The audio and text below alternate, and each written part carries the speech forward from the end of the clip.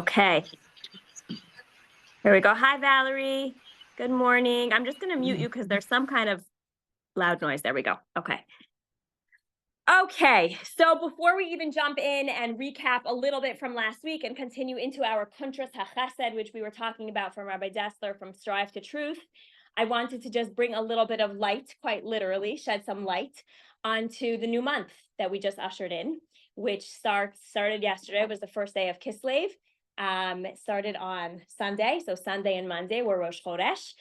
And just for a brief moment, let's just talk about what this month is. Obviously, we know that this month has the holiday of Hanukkah. So the countdown begins. My kids were already asking for like donuts and like starting to make, I'm like, guys, if it starts now, like where does this leave the excitement? But then I realized like in the secular world, there's already like by Thanksgiving already, everything starts and the music is on. So why should we be different? So I did make homemade donuts last night. Yeah, I said, but now we're taking a break until Hanukkah because otherwise it's not going to be exciting. So that was fun. But what is, we know, as I always say, and it's just an important reminder, we know that time in Judaism is cyclical, and everything that has happened in energy form, it's like a little capsule, boop, is dropped into the universe from the beginning of time, right? So, without doing an entire class on Kislev, because that would be an entire separate series, but if I just want to shed a little bit of light just into what this month really stands for, based on the little bit that you know, which is pretty much the Hanukkah is in this month, what do you think this month represents? Why? Be thankful for the miracle and also be thankful for what we have. Okay, so interesting that Rani said gratitude for the miracles, because you're going to see that the month really has more to do with the miracles than the gratitude. Of course, gratitude is always important. Yeah. The light, like okay, brightening. Okay, good. The light. It's a month that comes after last month. Okay. There's no holidays. It's considered Mar Cheshvan. Okay, good. So what do you think that's trying to point us in the direction of? So just that last month was a lull and now we're like rising up to a better month. Okay, good. So they're actually, yeah, go ahead. I would say gifting, not tangible, like gifting, but gifting in terms of doing Okay, for others. meaning why? Because of I think of Hanukkah as gifting. Giving. Okay. Giving, so more Okay, that's gifting. interesting. Yeah. Beautiful. The light in the darkness. Okay, say more. It's the darkest month of the year. Mhm. And we aren't the only ones who celebrate with light-filled festivals. Okay. Good. It's so interesting because everyone's like dancing around the actual word. We're supposed to be the light unto the world. Enlightenment. You know, Okay. coming from a month with no holidays to a month with holidays and celebrating the Festival of Light. Okay. So we, Okay, good. All these things are true. All these things are true. Yeah. There's a certain sense that light brings joy. Yes. Light does bring joy. So the one word that's really missing, that's why it's interesting to me that you said specifically gratitude, but actually one of the translations of the word for Kislev is one of the types of faith. It's a type of faith. And the holiday itself, the month itself is representative of faith. Okay, so different months will bring along different traits. The trait that we're told about Kislev is specifically around faith, which goes to what Gail is saying about it being the darkest month, in remembering that while it looks so bare outside and while things might be dead, in knowing that there is yet to come. The dark is only dark because there will be a dawn. The depth of winter can only be the depth of winter because it's going to lead to something more, right? And holding on to that faith during Kislev is very important. Miracles, okay? Miracles have what to do with this month. Miracles are part of faith, right? Meaning the energy of the month is faith. Therefore, it leads to miracles. It's like a question a little bit like which one comes first? Is it miracles and therefore we have faith? Or is it that we have faith and therefore there are miracles? So the answer is the latter, the second one. We have faith and therefore there are miracles. The more that we lean into faith, the more that we can glean from faith, the more that God will respond with miracles. So it's very interesting because each we really maybe should consider doing like a full, like a month series, like on each month. Like I'm giving you a real abridged version here, but each month comes along with a letter that it represents, with a tribe that it represents. Some even talk about colors, a mazel. There's like a whole slew of like, independent things that each month comes along with. So I want to go through a couple of them and show you how they're connected to faith, and then we'll move back into our strive for truth. So the letter for this month is actually Samach, which happens to be the second letter in the word Kislev. The Samach is the round letter. And like we say in the Ashrei prayer from the letter Samach, we say, Somech Adonai L'chol Hanoflim, meaning that God supports all of those who are falling. Samach literally means support, okay? How do faith and support connect? How do those two ideas come together? Faith and support. Faith is a support. Exactly. Faith is a support. When you have the faith, you feel supported. When you live your life with a faith system, you suddenly feel uplifted. When you believe with faith, everything is good, right? Samach, you feel supported. The symbol, the verb, I should say, the verb for this month is sleeping. Interesting. The action for this month is sleeping. Now, it doesn't just mean, like what Jamie was saying, that it's much more easy to just stay in your pajamas and hop on Zoom than come to class. It doesn't just mean because it's cold and because it's dark, so therefore we sleep. But it's actually very interesting. When does one sleep soundly? When do we actually sleep well? Think about the last time that you really slept well with what? Okay, accomplish, good.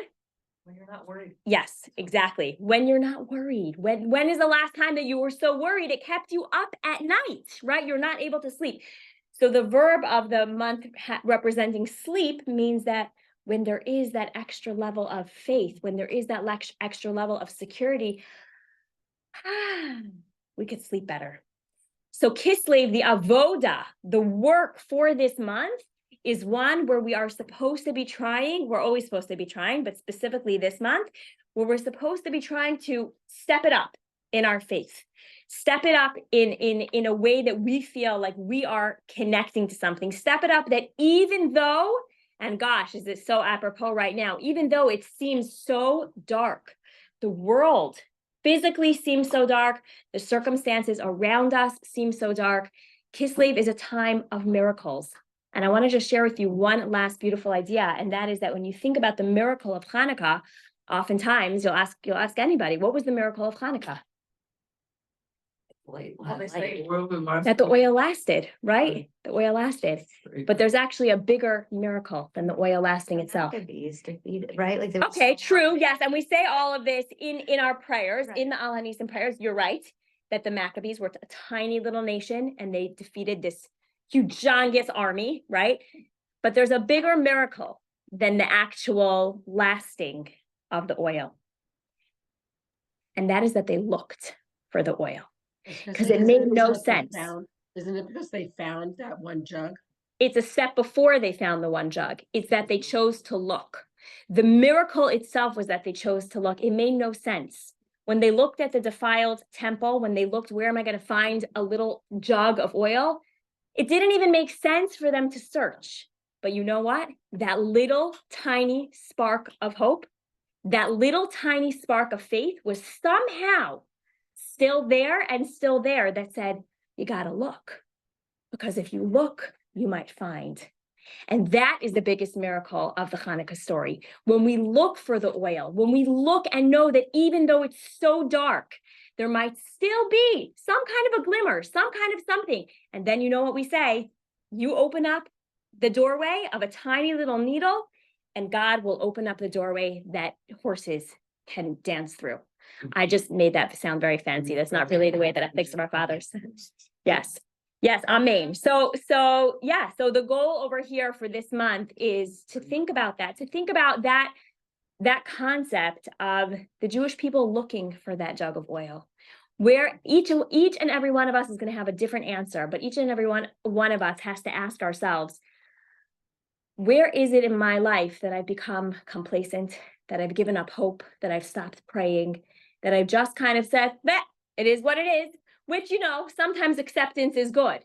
And, you have to do the dance of acceptance and also holding on to faith that something can shift in our own lives and something can shift in the world.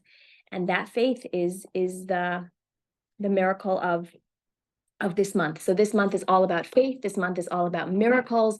And it really, although it's an energy in time and space, it lives right here. It lives right inside of every single one of us. And we are the ones that have the ability to tap into it. So that's a little bit of Kislev. It's nice to share it before the holiday is over, because once the flames are already flickering and dancing in front of our eyes, so it's already the very end of the month. When we light the menorah, we're already on the 25th day. But if we start to do things now, we start to work that muscle a little bit more. When you look for miracles, you see miracles. And that's the way we're supposed to live this month. So that's a little bit about Kislev. Now we're going to move back into our Kuntras HaChesed, our chapter on Chesed, kindness. For those of you who were not here last week, for those of you who were here, who wants to do a recap? Well, Rani just listened to it this morning. She just listened to the recording. I can. All right, go for it, Amy. Give them a quick recap. Quick recap. Like a 2-minute recap. Is that Rabbi Dessler basically told us that there are two people in the world. There are people who are good and there are people who are evil. Givers and receivers. Sorry, givers and receivers. Good. Sorry. It's okay. The I hear giver- why in that word, in your mind, it transferred Right. over to that, but yeah. The translation of somebody who is a giver is somebody who is good and they have the traits of people who are good, and we went through a number of traits. But then when you went through sort of, the traits of somebody who is bad, in the instance, I think of a leader, we were talking about forcefully, secretly, and deceitfully. And those are the traits that really are of somebody who is a bad person. And I think you had said that, we probably don't know very many bad people in our lives. And most of people certainly around this room are good people, Yes. givers. Mhm. And there's my high level reading. Okay, it's so interesting. You did a nice job. What's fascinating to me is that I don't think I ever said good and bad.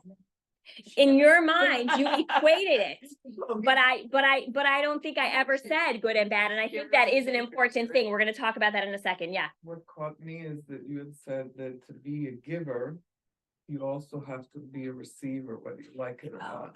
Yeah. Okay. And Okay. that Good. really caught me, and I also like the example that, I can't remember who gave, somebody The gave mother. didgeridoo. Oh. The didgeridoo, I got that, but somebody We've said ordered their one. mother had to Right. receive, but she continued to give. Yeah, it was Lynn. Lynn said it exactly. Yeah. Really, that was very touching. Yeah. Yeah. And an interesting way to put it all together. Yeah. There was another interesting point that's important. Especially around now and all the holidays that we also want to buy stuff, but how we can think about when we're buying something, even for ourselves, how that will make us be more able to be giving. Exactly. That even when we are receiving or taking, we are still able to do it with a frame of mind of giving. There was 2 other points that I just want to point out. Yeah.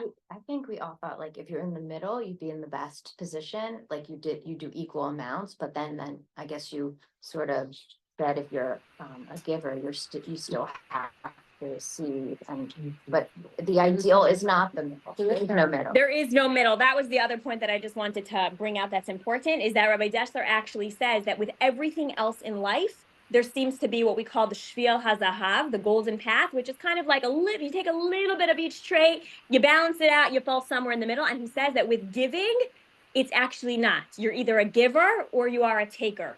And I think that is the most the most eye-opening thing, because we tend to think, well, I give and I take a little bit of a mix, and we fall in the middle. But really what he's saying is that you either become a giver or you become a taker. And that's very eye-opening. I think, Valerie, I see that you want to say something. I'm going to call on you in 1 I second. was Yes. just gonna say, if you think of it in terms of a mindset, because a A lot. taker, it's all a mindset, and when you might receive, but you don't receive without expecting to give. Someone who is a taker takes without expecting to give. I mean, it's just, they take because that's their nature. Yes. Or something has caused them to be like that. Maybe it wasn't always their nature, And but they don't even think about the flip side. and they don't even think about another It's person. not a on lot. their radar. Right, the flip side. Mhm. Or you It's also a said something mindset. about- Yeah, I think a lot of it, yes, I'm gonna say that, that was the second piece that I just want to point out. Everything with this really does a lot boil down to giving, which is why we were discussing with the whole Black Friday. A lot of it is like that thought process that goes on before I decide to purchase, or before I decide to do something that feels like I'm receiving for myself. If even just a second of thought goes into it, or even you choose to, I'm gonna buy this for me and this for, like, that already changes the whole thing. Yeah. I have a question. So wasn't here, and Fair. I didn't listen to it yet. But when you say taker, is it the same as a receiver? No. Taker, so. No, there's two that's why different that's why I really try to differentiate. A taker is like take, a Right. receiver is like the positive version of the taking, things. Because. where a giver has to also be a receiver. Right, so there's that idea that if you receive like help, Mhm. somebody, Right. you're receiving that is giving somebody else the need to give as well. Right, They need to give, so you're accepting that help. right. Is giving somebody else the gift of. That is true. And we discussed, I think Right. we mentioned that last week also about tzedakah, that's the whole idea of when one is able to receive tzedakah, and Yeah. then they need to, then they're also giving the opportunity for somebody to be a giver. Right. But even somebody who needs to be on the receiving end of tzedakah could still be a giver. Yeah. So that's why it really divides up into two different categories. How does that connect to what Amy was talking about with, I'm just trying to reconcile the terminology. But it was Amy's impression of good and bad, giver, receiver, then the rabbi said you're either a giver or a taker, like.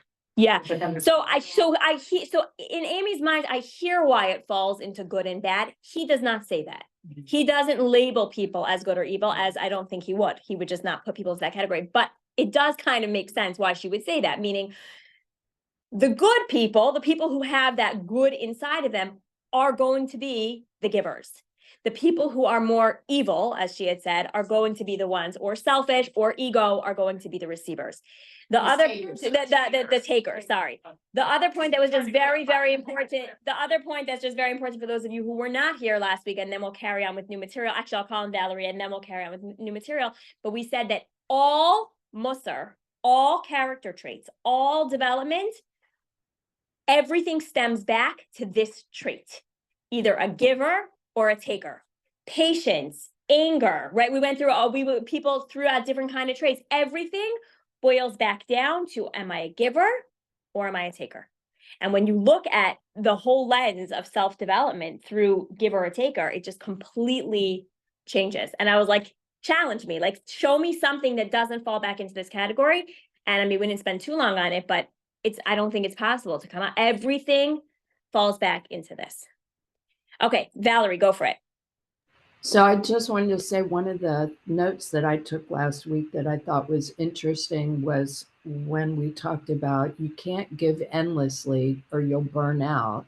And so you need to be able to receive in order to refuel yourself. I thought that was really interesting. Beautiful. Yes, beautiful. And he actually mentions that. He says that himself, that it is not either possible to be a full-on giver and never a receiver, because at some point you can no longer be a giver. I was thinking this morning because I actually saw Montana Tucker, who I totally follow on Instagram because of Rene, but she was in one of my favorite places in Israel. For those of you who know me, she went to Shalva. She went to go visit Shalva. Shalva is a center for, were you there? Oh my gosh, I wanted to go so badly on this trip. And we thought, we went, I didn't know which trip it was. I know, I went a couple times. I took Meir for her bat mitzvah trip also. It is a gorgeous state-of-the-art center for children and adults with disabilities. They have built an entire segment where people can live, and it's just amazing. So the whole center of Shalva was built for this, who was then a child, Yassi, who is blind. And they built this whole thing for his special needs. And I was watching this video and it brought me right back to what that was like, because I met Yassi a couple of times. Wait, it was from a vaccine. From a vaccine. Yep, exactly. So his whole life has been about being a receiver, like everything, his whole life. And yet, when you meet him, you will see what a giver he is, because he lights up the whole room. He smiles at you. He will touch your face. And you just feel like this person who has to be in the receiving capacity all of his life is still a giver. And that's why I just find this whole idea so fascinating, that it's not, when he talks about a middle ground, I think in our minds, we think of, well, it's like give and take, like you give some, you take some. But he is actually putting it into boxes. So even somebody who needs to receive their whole life can still be a giver. And it struck me. It's a beautiful, beautiful thing. Yes. I think that's why she was thinking the difference between good and evil. I mean, when you're talking about somebody like that, they just ooze goodness. Yeah, and that's why I'm saying it totally made sense that she divided it up.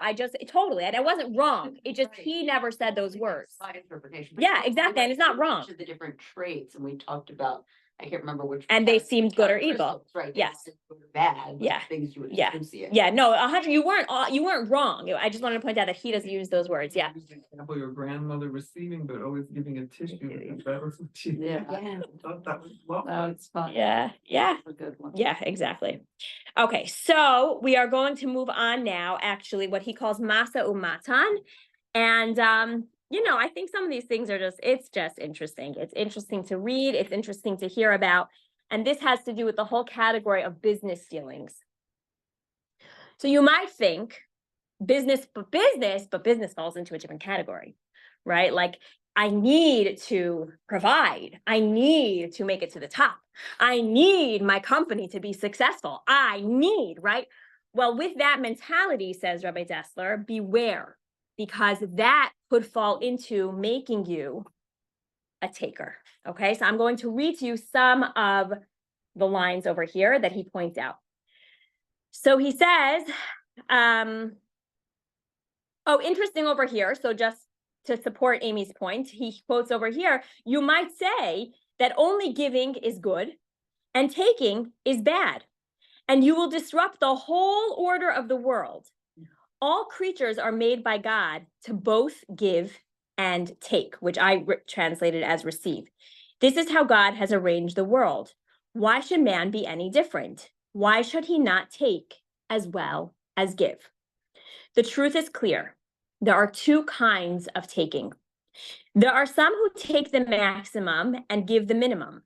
There are the merchants and middlemen who take advantage of every opportunity for profit. I told you this is much better in Hebrew, right? Yeah. Much better in Hebrew. Without ever considering whether the effort and work they have gained or they have invested really bear any relationship to the profits gained. When they bend their efforts to benefit from their neighbor's failures or take advantage of his ignorance, can this really be distinguished from plain, unvarnished deception?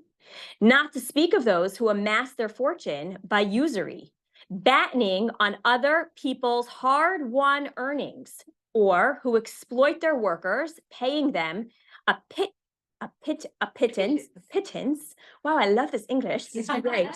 He was from London, a pittance for hard and exacting toil, or who oppress whole nations, ruling them with a tyrant's hands, even though incidental benefit may accrue to their people. All these and their like are examples of much taking and little giving. And he goes on and on. He goes on into a few more paragraphs. What? Could you give me the page number, please? Yes, sure. This is on page 122. And I can continue reading this paragraph in a second. But basically, what I want to just point out over here is that even within the framework of business, there are ways to do business.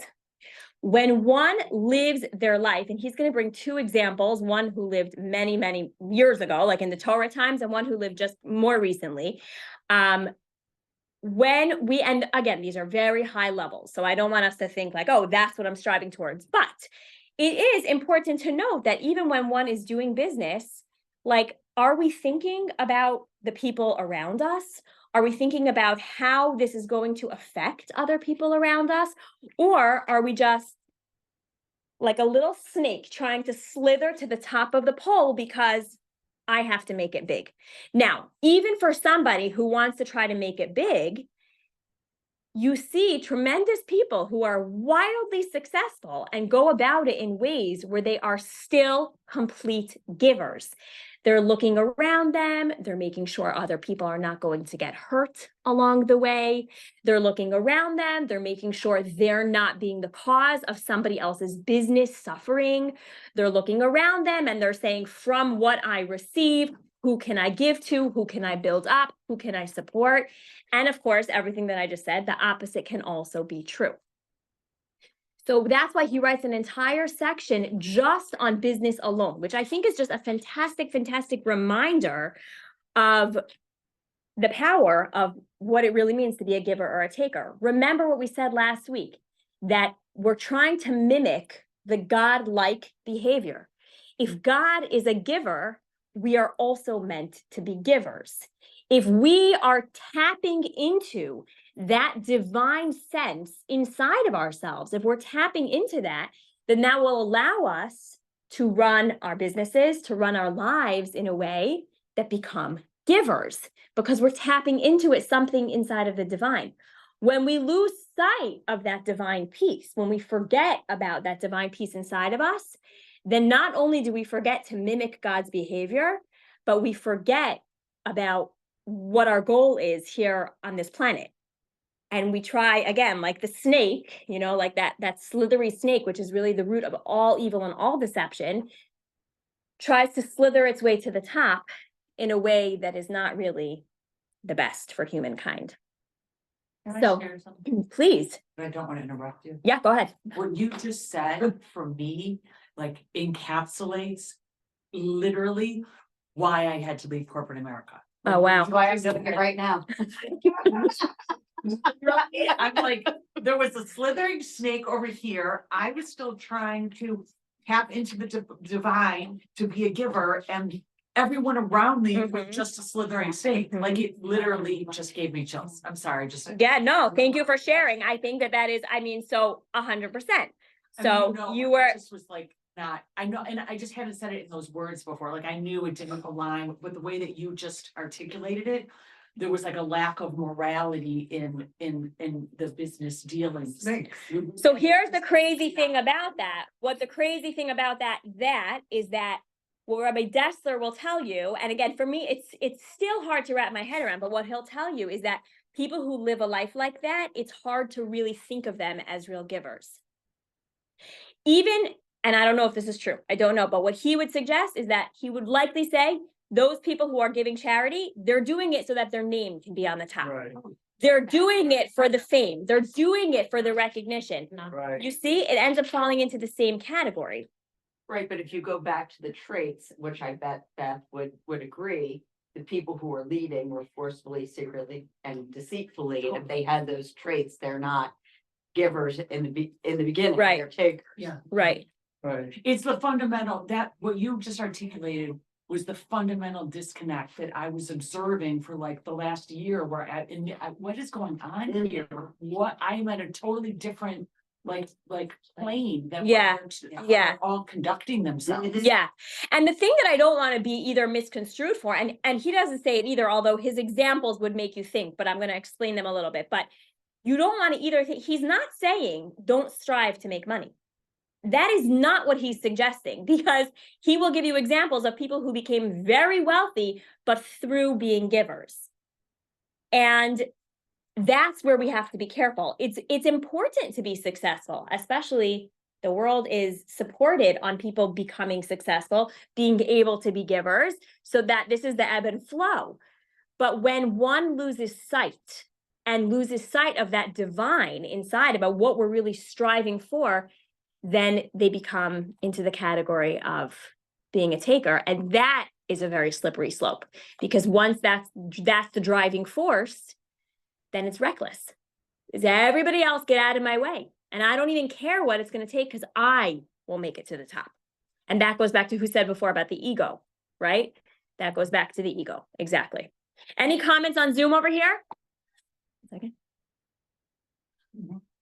Before I move on to comments in the class, yeah, go ahead. Oh, I was gonna say, I had such an interesting experience that really hits home for me because my husband started his own law firm. I mean, it really has been doing it for like 25 years on his own, but you would think that, starting your own business, oh, it's so exciting and, where's it gonna lead and all this type of stuff.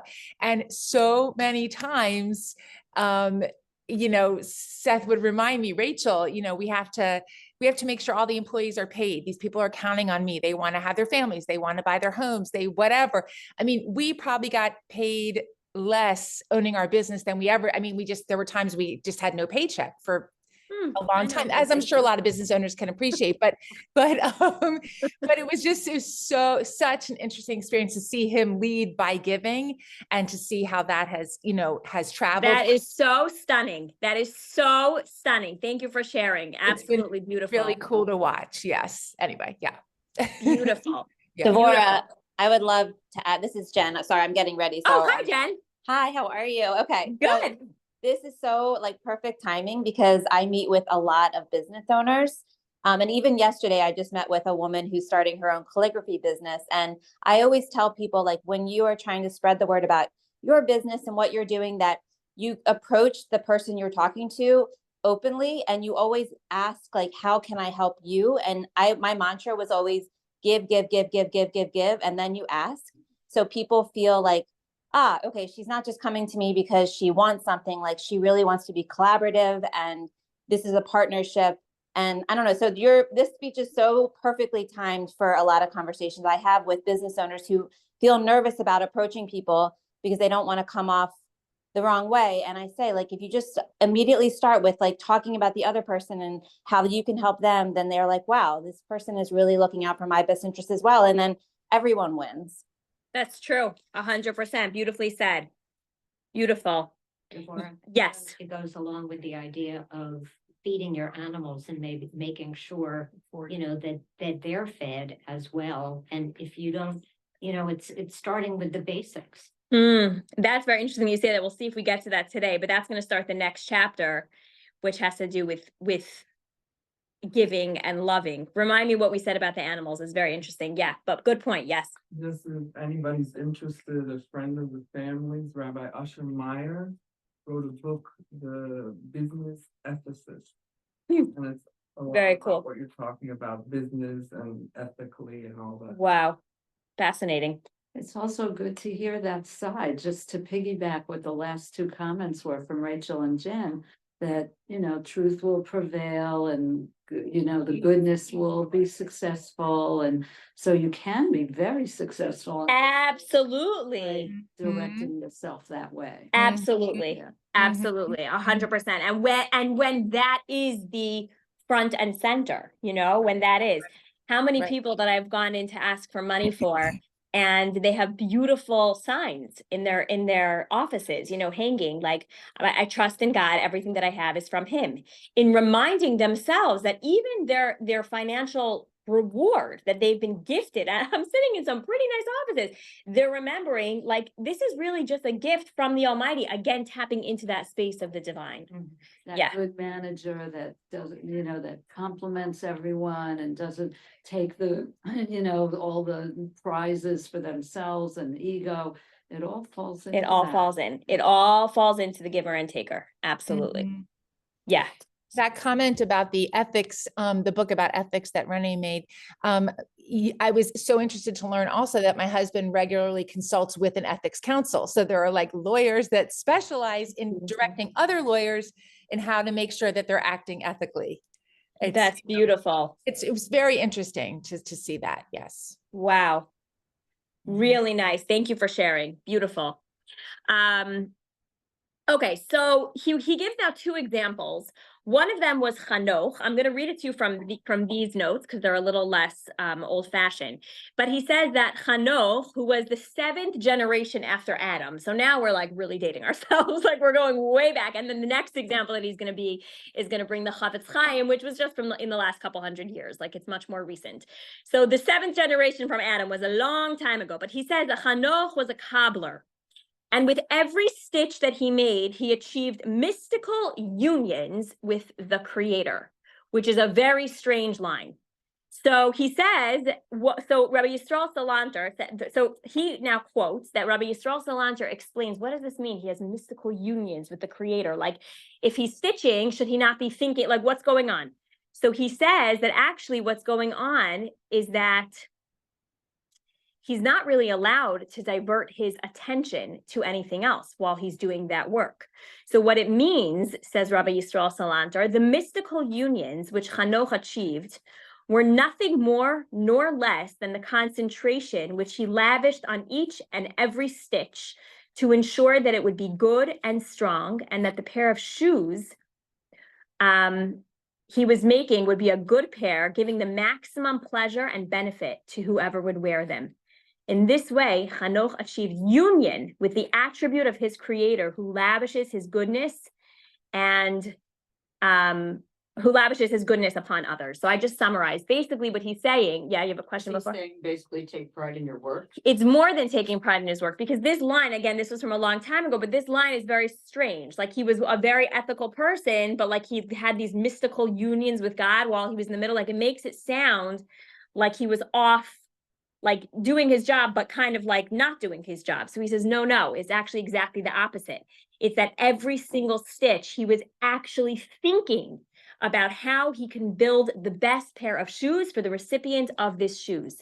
And through that concentration, says Rabbi Yisrael Salanter, he was actually achieving this mystical union with Hashem, meaning he was really doing what he was doing best, but he was bringing the divine into his action and being fully present. I have to make a pair of shoes.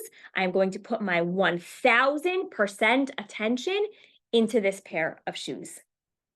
Right? Yeah. He's also making the connection that with each needling of the thread, he's thinking about, on a top level, he's thinking about the thread, he's thinking about the leather, the whole connection of each step that brought him to be able to do his work, and the appreciation, beautiful, and success to do it well for himself, so he'll get paid because the work was good, but also because he's making strong shoes for the child to walk and the, the worker to be able to stand in the beautiful, whoever. Beautiful. Love that.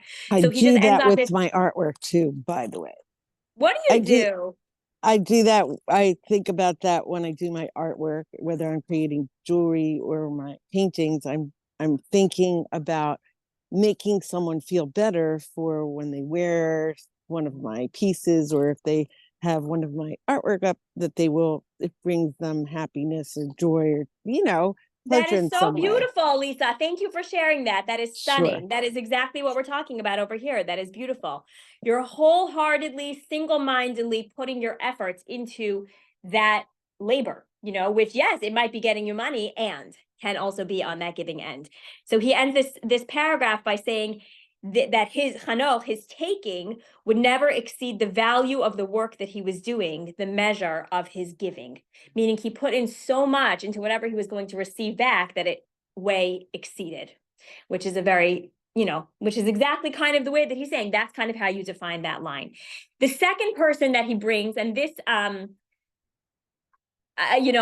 happen to have really liked this example, but, you don't have to be on this level. This is a very, very high level. This one is a little more achievable. The other example is with the Chafetz Chaim, Rabbi Yisrael Meir Kagan, who lived in the last 200 years. He's most known for his carefulness with his speech. He wrote many, many books on the laws of Lashon Hara and how careful we have to be with our speech.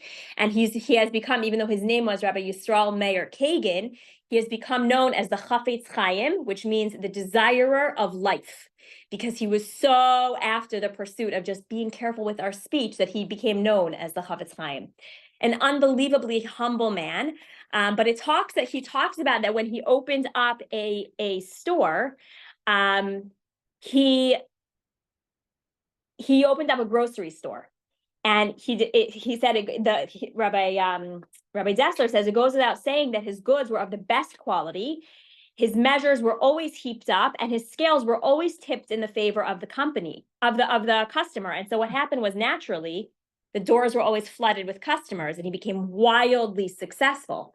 So much to the point that he looked around and said, wait a second, if everybody's coming to me, then I'm going to be taking away all the business from the other grocery stores. And I don't want to do that. He was just doing it so that he would make a little bit of a living. He didn't mean to become wealthy from it. So he decided, you know what I'll do? I'll just keep my store open for a couple hours a day. This way, like I'll make a little living, but everyone could go to the other stores the other hours of the day. But instead, what ended up happening is that everybody crammed into his store for those 2 hours that he was opened up for the day. So this really shows the heart, the real heart of a giver. Again, a very, very high level. He closed his store. He closed his store because he said, if my store is going to be the cause of taking away business from the people around me, I don't want to be the cause of that. And so he closed his store. So again, it's showing us at the core of who he was. He's like, okay, so I'll do something else. I'll make a few pennies, but it's coming from the place of being a giver. So that was a very high level. Our sages, the rabbis tell us, this is an important quote, greater is he who benefits from the labor of his own hands than he who fears God. What does this mean? What is the great virtue of the one who benefits from the work of his own hands? Have a great day. Thanks for coming. What do you think that means, guys? I'm going to repeat that line. Greater is he who benefits from the labor of his own hands than he who fears God. What do you think that means? Wait, greater is the, say it again? Greater is he who benefits from the labor of his own hands than someone who fears God. Maybe just that, you know that you can fix things with your hands and you know that you can accomplish things rather than sitting back and fear all the time and letting it paralyze you. Okay, that's pretty much what he says. He says that that person who's just only being a fearer of God and not trying to do anything and ends up becoming a taker. So you see the fine balance over here. He's not at all saying like you might, because he says this right after the story of the Chafetz Chaim, because he's not, Rabbi Dessler is not trying to say, so just sit back, that the Chafetz Chaim was just supposed to sit back and just wait to see how he was going to make money. No, you're supposed to do both. You're supposed to work your own hands and also fear God. It's a combination of the two. So that is very, very, very important to recognize. So now we're going to, we're out of time. Okay, wait, what time is it? 25 hours. Okay, what? Another 5 minutes. 5 minutes. I guess I'll introduce to you the next, okay, let me think for a second. This is just a big topic we're getting into. Okay, I'll ask the question and then we'll pick up from it next time, okay? This is something that you guys are already very familiar with this idea, and he speaks to it very, very beautifully. And he titles this chapter, within the chapter, he calls it the root of love. So let's just ask the most basic question on a very, very basic level. How, you've heard this question before, guys, this is not your first time sitting in my class. How does one learn to love? Does one receive in order to love? Let's say a romantic relationship, right? A couple dating, right? Right? So is she supposed to learn how to be able to receive from him and receive his love so that she can feel loved? Or is she supposed to be able to give to him to be able to love? You need to give first Give her. to get back. You need to get But- first to get, Give. you need to give first to get back, I okay? mean, it does go back to what your parent, I mean, Well, I don't know of anybody who hasn't been able to be a lover before they got love from their parents. You have to Okay. receive it You have to receive, I You have in to, order to understand. You have to You have to give it. receive, you have to be able to it receive, needs to come from childhood. okay? Depends on the stage of life. They say like with an infant, you're just giving, and you love them. And There, you're not getting anything back Okay, and then initially. what happens? You love them more and more. Right, and then that person grows up and becomes a teenager, and what happens? And then what happens? Do you think there's like a little switch that happens that says, and now I receive? You still love them. You still love them. So what are you saying? It depends on the stage.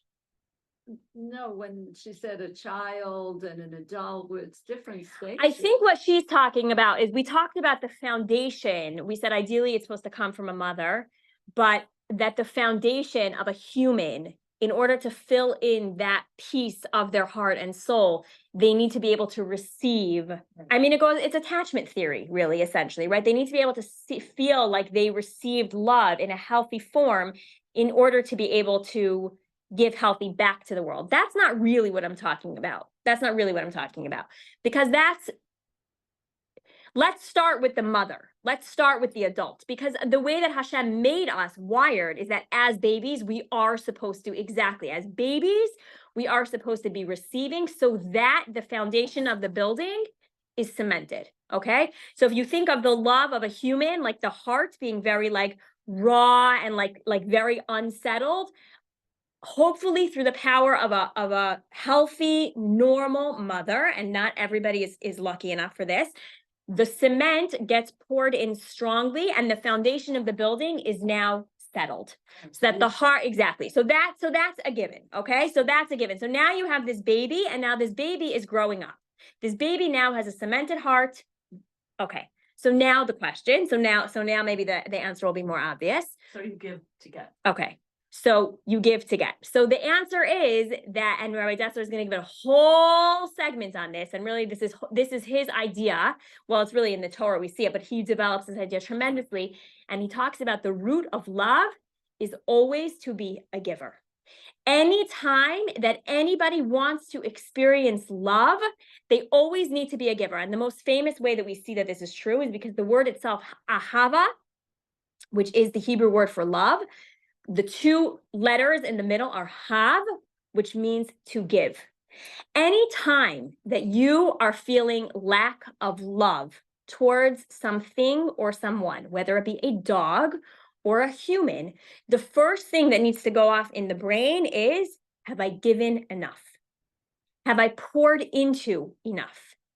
If we're feeling a certain amount of tension between a child or a spouse or a parent or somebody else, the first question we need to say is, well, have I given? Have I given today? Have I showed up in that way? Now, I'm just going to make a disclaimer and then we're going to finish for today. If the receiver is not healthy and you have poured in the amount that was a healthy amount to pour in, and you are still not feeling love because the recipient has not acknowledged that there has been giving, that falls into a different category, okay? We're in all of this talk about love, we are talking about in healthy relationships. We're not talking about a relationship that is not a healthy relationship, the same way that if a baby's foundation was not solid from the time that they were born, their whole foundation is going to be unsolid, that the way they're going to be raised is not going to be solid.